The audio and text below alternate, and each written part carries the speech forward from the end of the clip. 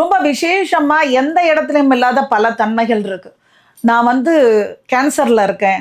நான் வந்து எய்ட்ஸ்ல இருக்கேன். எனக்கு ஹார்ட் ப்ராப்ளம் இருக்கு. எனக்கு வந்து லிவர் ப்ராப்ளம் இருக்கு.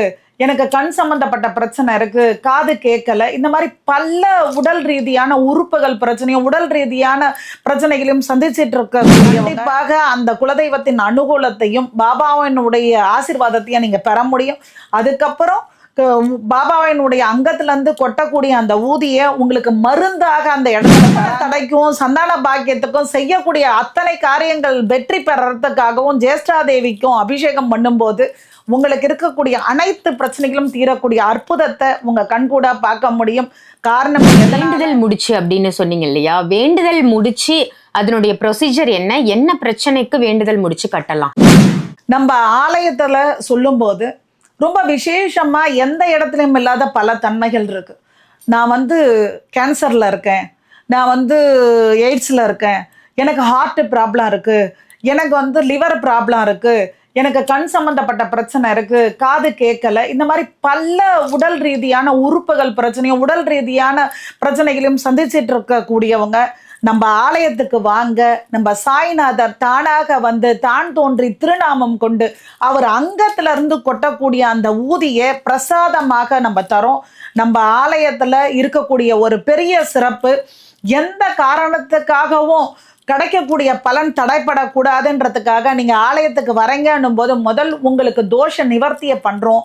அதுக்கப்புறம் பாபா வந்த இடத்துல குருவினுடைய பாதம் இருக்கு, அந்த பாதத்தை வணங்கி அதுக்கப்புறம் அதிகார நந்தியை சந்திச்சுட்டு நீங்க உள்ள வரங்கன்னும் போது குலதெய்வத்தினுடைய அனுகூலத்தையும் குலதெய்வத்தினுடைய தன்மையும் முழுமையா பெறக்கூடிய வகையில அந்த இடத்துல வேண்டுதல் முடிச்சிருக்கு. அந்த வேண்டுதல் முடிச்சிய உங்க விருப்பங்கள், உங்க கோரிக்கைகளை ஒரு பேப்பர்ல எழுதி அதை முடிச்சா கட்டி அதை அந்த இடத்துல பாபா பாதத்துல வச்சு நீங்க கட்டும்போது கண்டிப்பாக அந்த குலதெய்வத்தின் அனுகூலத்தையும் பாபாவினுடைய ஆசீர்வாதத்தையும் நீங்க பெற முடியும்.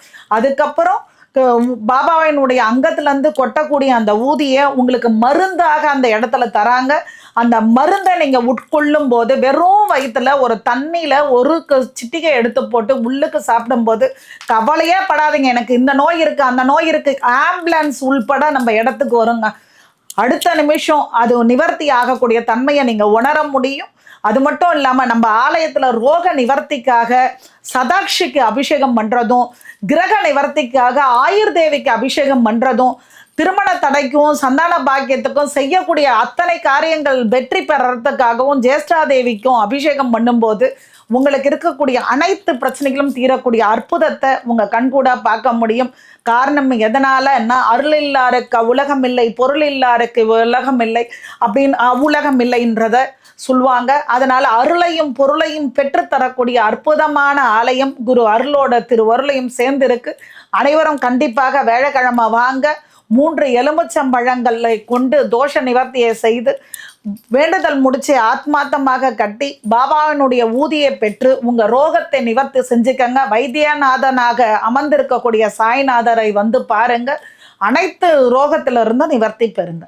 இந்த வேண்டுதல் முடிச்சு அப்படின்னு சொன்னீங்க இல்லையா? வேண்டுதல் முடிச்சு அதனுடைய ப்ரொசீஜர் என்ன? என்ன பிரச்சனைக்கு வேண்டுதல் முடிச்சு கட்டலாம்? அனைத்து பிரச்சனைக்கும் அது வந்து தீர்வுமா. 48 நாளுக்குள்ள சாய்நாதனுடைய அனுகிரகத்தினால குரு அருளையும் திருவருளையும் பெற்று நம்ம கட்டக்கூடிய வேண்டுதல் முடிச்சு அங்க வந்து கொடுப்பாங்க, வேண்டுதல் சீட்டு கொடுப்பாங்க. அந்த சீட்ல சாய்நாதனுடைய அந்த நாமத்தை எழுதி அதுக்கப்புறம் நம்மளுடைய பிரச்சனைகளை எழுதி அந்த இடத்துல ஒரு காணிக்கையை சேர்த்து பாபாவினுடைய திருப்பாதத்துல வைத்து கட்டக்கூடியது 48 நாள் என்னக்கூடிய மண்டலத்துல கண்டிப்பாக அவங்களுடைய எப்படிப்பட்ட கோரிக்கையை நிறைவேறிடுமா.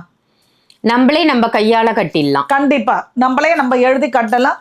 இப்ப எனக்கு வந்து வீடு விற்கல, இல்ல வீடு வாங்கணும், இல்லை நான் ஒரு இடம் வச்சிருக்கிறேன், நான் அந்த இடத்த விற்கணும் அப்படின்னும் போது அந்த மண்ணை கொண்டு வந்து அந்த வேண்டுதல் முடிச்சில வைத்து காணிக்கையோட நீங்க கட்டிட்டீங்கன்னும் போது அந்த இடம் நல்ல ஒரு விலைக்கு விற்கும். அந்த இடம் வந்து புதுசா வாங்கணும் அப்படின்னும் போது அதை வேண்டி அங்க ஒரு வீடு கொடுப்பாங்க. அந்த வீட்டை அதுக்குள்ள வைத்து கட்டும் போது கண்டிப்பாக அந்த வீட்டை அவங்க வாங்கக்கூடிய அனுகிரகம் கிடைக்கும். எனக்கு சர்ப்பதோஷம் இருக்கு, ராகுனுடைய பிரச்சனை இருக்கு, கேதுனுடைய பிரச்சனை இருக்கு அப்படின்னா அங்க சர்ப்பம் கொடுப்பாங்க. அந்த சர்ப்பம் வேண்டுதல் முடிச்சில வச்சு கட்டும்போது உடனே நிவர்த்தி ஆகுமா. சிறப்புமா. வேண்டுதல் முடிச்சு மூலமா மக்களுக்கு இருக்கக்கூடிய எல்லா பிரச்சனைகளுமே தீர்க்க முடியும் அப்படின்னு சொல்லியிருக்கீங்க. அதே மாதிரி நம்ம ஆலயத்துல எண்ணெய் ஆலய அபிஷேகம் அப்படிங்கிறது ரொம்ப சிறப்பு. பொதுவா வெளி ஆலயத்துக்கு போகும்போது எண்ணெய் அபிஷேகம் பண்ணுவாங்க, தைல அபிஷேகம்னு சொல்லிட்டு. ஆனா நம்ம கைகளால பண்றது அப்படிங்கிறது மேக்சிமம் இருக்காது. நம்ம ஆலயத்துல 3 அம்பாளுக்குமே அது பண்ண முடியுமாமா? கண்டிப்பாம்மா. அதாவது வந்து சதாட்சிக்கு அபிஷேகம் பண்ணும்போது அங்க வந்து அந்த ஓசையை, சங்குநாத ஓசையை எழுப்பி சதாட்சிக்கு அபிஷேகம் பண்றதும், அதே நேரம் குழந்தை பாக்கியம், திருமண தடை, செய்யக்கூடிய காரியங்கள் வந்து தடையா இருக்கு, வெற்றி இல்லை அப்படின்னும் போது அது சதாட்சி, இது ஜேஷ்டா தேவிக்கும், ஆயுர் தேவிக்கு கிரகங்களால உள்ளது. ஆயுர் தேகி தனம் தேகி வித்யாம் தேகி மகேஸ்வரி சமஸ்தாம் அகிலாம் தேகி தேகிமே பரமேஸ்வரி.